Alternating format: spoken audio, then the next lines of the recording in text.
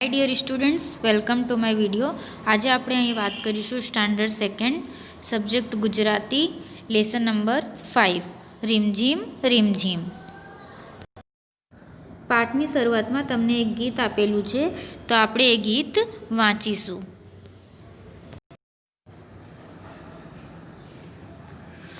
ઘોઘમાર વરસે વરસાદ, શાળા છૂટી ગઈ। થોભવાનું લેતો નહીં નામ, શાળા છૂટી ગઈ। વીજળીના થાય કડાકા, શાળા છૂટી ગઈ। ડરાવે જેને ધડાકા, શાળા છૂટી ગઈ। પવન સુસવાટે વાય, શાળા છૂટી ગઈ। છત્રીનો કાગડો થાય, શાળા છૂટી ગઈ। તો સ્ટુડન્ટ્સ, આ પાઠનું નામ છે રીમઝીમ રીમઝીમ, એટલે કે વરસાદ કેવો રીમઝીમ રીમઝીમ વરસે છે। તો આ જે વરસાદ છે એ ઘોઘમાર વરસાદ વરસી રહ્યું છે, એટલે કે मतलब कि खूब तेज बारिश हो रही है।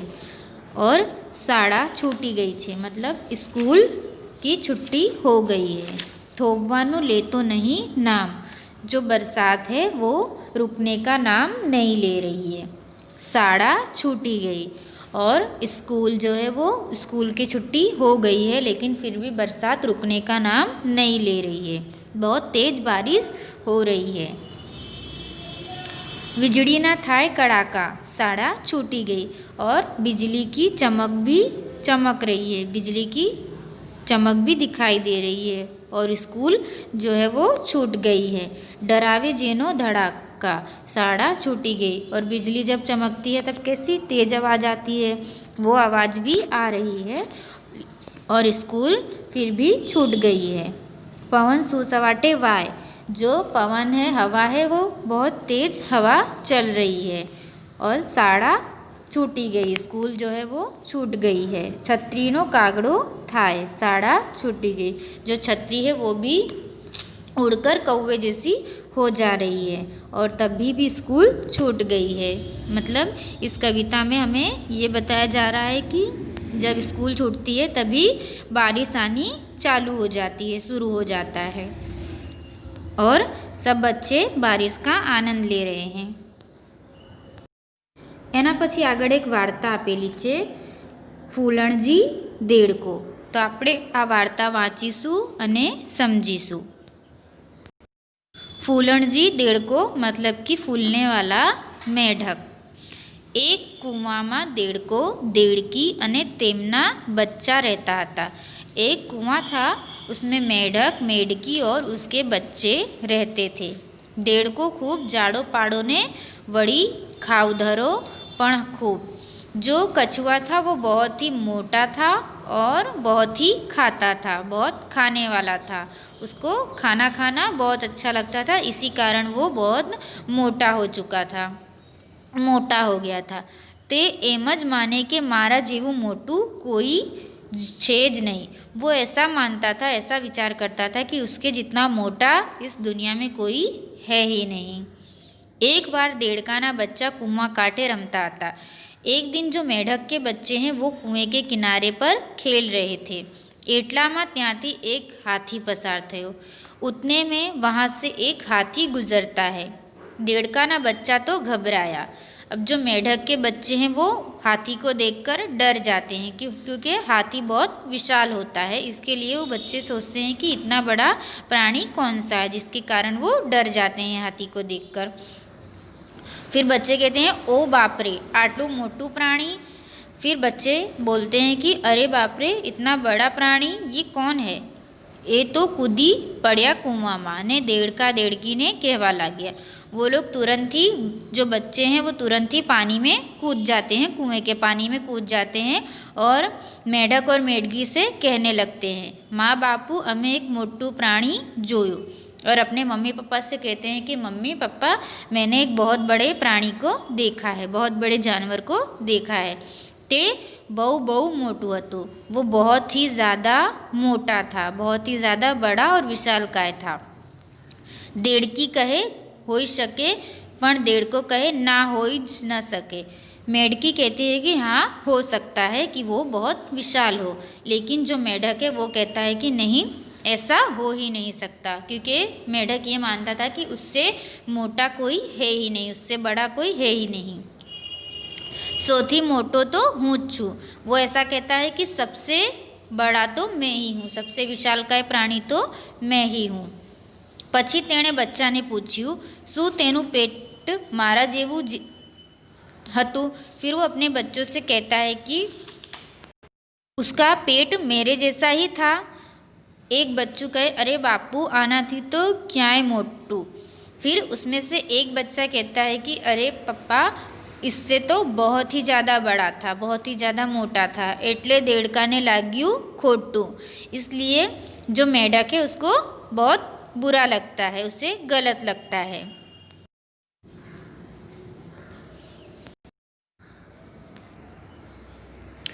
તે કહે હવે તું જો કે મારું पेट કેટલું મોટું છે। फिर वो कहता है कि अब तुम लोग देखो कि मेरा पेट कितना बड़ा है। कही तेणे पेट ने खूब फुलाव्યું, और ऐसा कहकर उसने अपने पेट को खूब फुलाया, खूब फुलाव्યું और फुलाया। પછી બોલ્યું, પછી પૂછ્યું, બોલ આનાથી ये મોટું હતું? फिर वो पूछता है अपने बच्चों को कि इससे भी मोटा था। उसने अपना पेट फुलाया, बहुत फुलाया, और फिर अपने बच्चों से पूछा कि इससे भी मोटा था क्या? એટલે બીજું બચ્ચું કહે, अरे बापू आनाથી तो ક્યાંય મોટું। फिर दूसरा बच्चा भी यही कहता है कि अरे पप्पा इससे भी बहुत ज़्यादा मोटा था। દેડકાએ ફરી पेट फुलावा માંડ્યું। फिर मेढक ने दोबारा पेट को फुलाना शुरू कर दिया, और दोबारा पेट फुलाने लगा। देड़की ने थई चिंता। अब जो मेढकी थी उसको उसकी चिंता होने लगी। ते कहे हवे तमे जिद छोड़ो। वो मेढक को समझाते हुए कहती है कि अब आप जिद करना छोड़ दो, बहु जिद करवा जसो तो पेट में दुखसे। अगर ज़्यादा जिद करोगे तो तुम्हारे पेट में दर्द होगा। पर देड़को तो मान्यो ज नहीं, लेकिन जो मेढक है उसने उसकी बात नहीं मानी ने तेणे पेट फुलावे ज राख्યું, और उसने अपना पेट फुलाकर ही रखा, फुलावे ज राख्યું और फुला के ही रखा। એટલું ફુલાવ્યું કે છેવટે તેનું पेट फटाक फाटी गયું। उसने इतना फुलाया कि अंत में उसका पेट जो है वो फटाक करके फूट गया। तो જોયું બાળકો, દેડકાએ જીદ કરી તો એને એના દુષ્પરિણામ ભોગવા પડ્યા। તો આપણે કદીએ જીદ કરવી ન જોઈએ। પછી આગળ આપ્યું છે તફાવત શોધવો। અહીં તમને તફાવત શોધવાનું છે।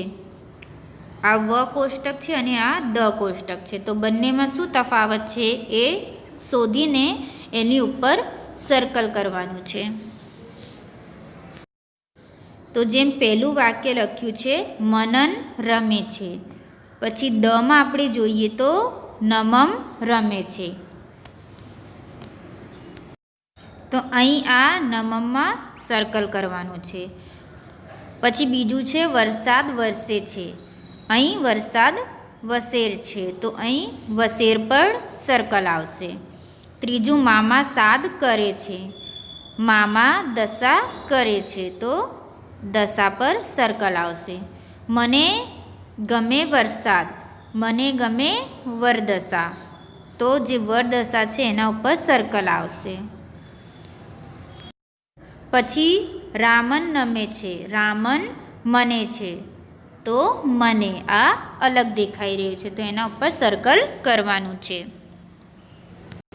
તો આવી રીતે આપણને બંને જે વાક્ય આપેલા છે એમાં સર્કલ કરીને જે અલગ દેખાતો હોય, જુદો પડતો હોય એના ઉપર સર્કલ કરવાનું છે। હવે આપણે આગળ જોઈએ તો આગળ એક ગીત આપેલું છે, આવો મેઘરાજ।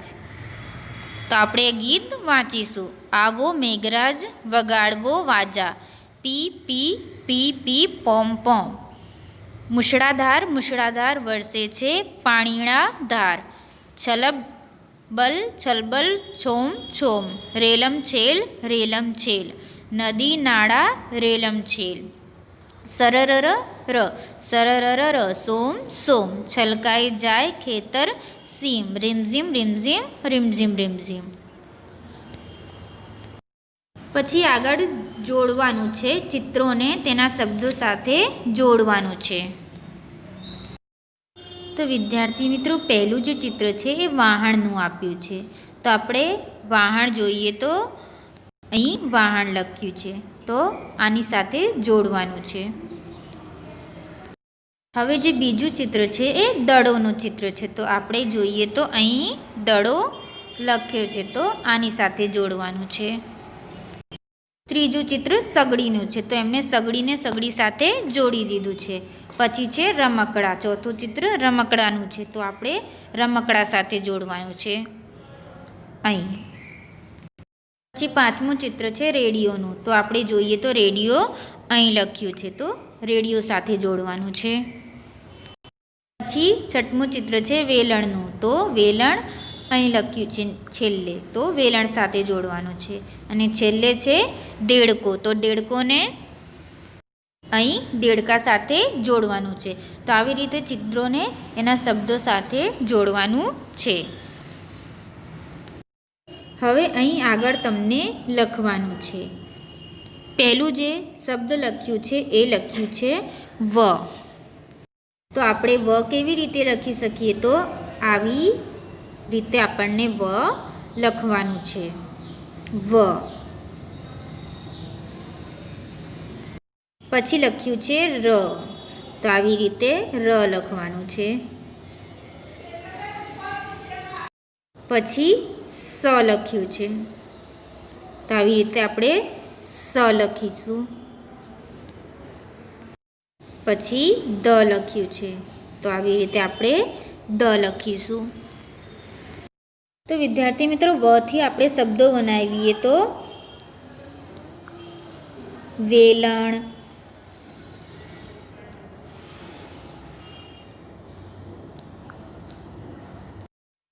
પછી વરસાદ,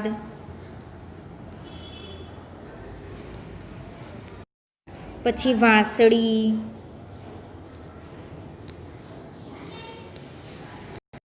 પછી વતન,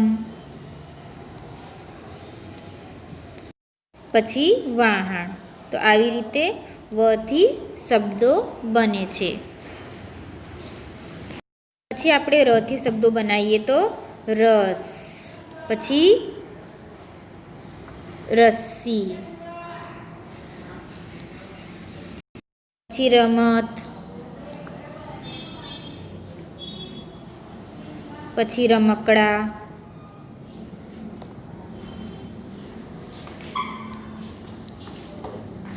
અને રાત.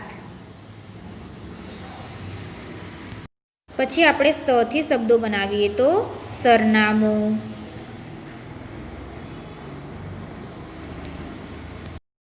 સસલું,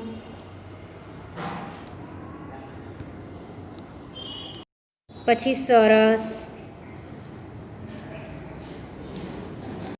પછી સમાન. પછી આપણે દ થી શબ્દો બનાવીએ તો દેડકો, પછી દડો,